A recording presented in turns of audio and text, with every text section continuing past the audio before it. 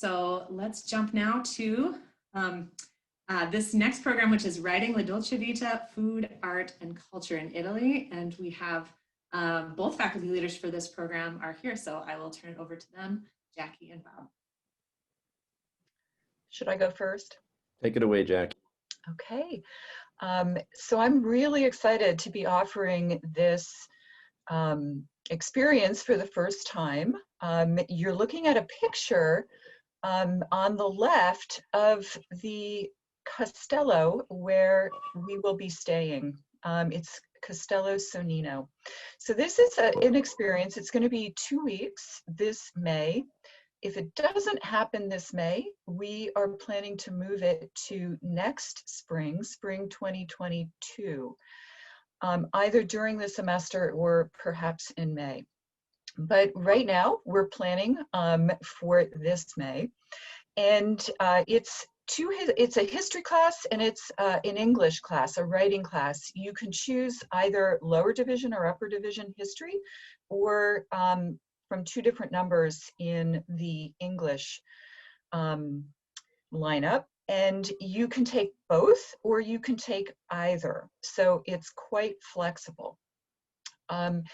We chose Italy because, first of all, the history course that I'm teaching is a version of a course that I've been offering for a number of years, the history of food, the global history of food.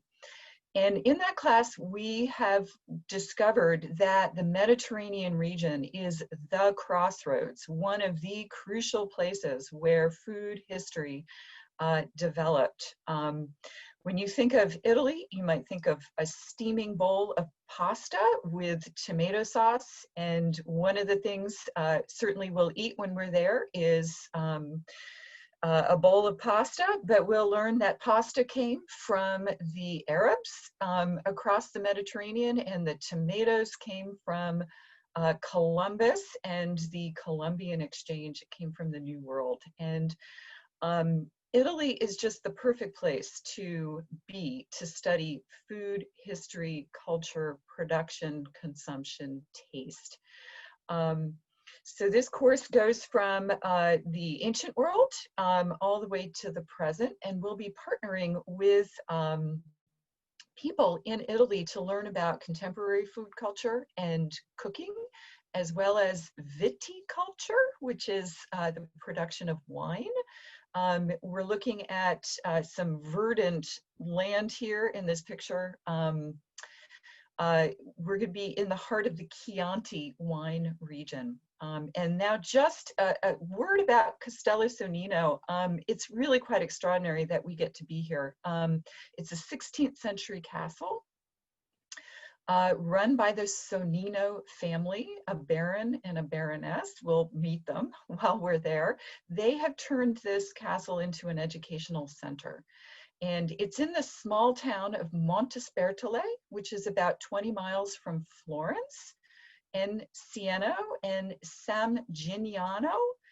And we'll travel to all those marvelous late medieval and Renaissance towns. And we're also going to have an overnight on the sea at Cinque Terre.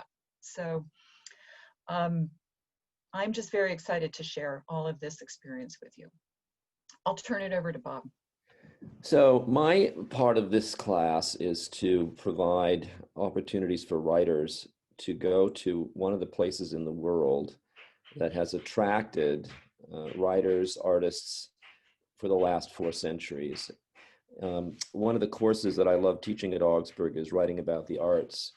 And often when we're writing about the arts, students go off and write about arts that they see in the Twin Cities. Imagine now you're going to be able to use that course to examine some of the great masterworks of Western culture in Florence, and do this while you're also imbibing the culture, the food of Italy. I think the experience is just going to be extraordinary. You can take this course, you can take 2 versions of this course. One is the lower level, writing about the arts, and that would fulfill a lot of requirements if you are an English licensure student, if you are you need to fulfill a humanities LAF, that course works really well. The upper division version is going to be another writing course, which is creative nonfiction. And the purpose I have in this encounter we're going to have with Italian culture and art is for all of us to do what so many great writers have done in the past, which is to just immerse yourself in this incredibly inspiring landscape. So I look forward to it. I remember very well the 2 weeks I spent in Florence when I was a young man, and it was just breathtakingly beautiful. So I hope we go this spring, but if COVID makes that impossible, we'll do it the next year.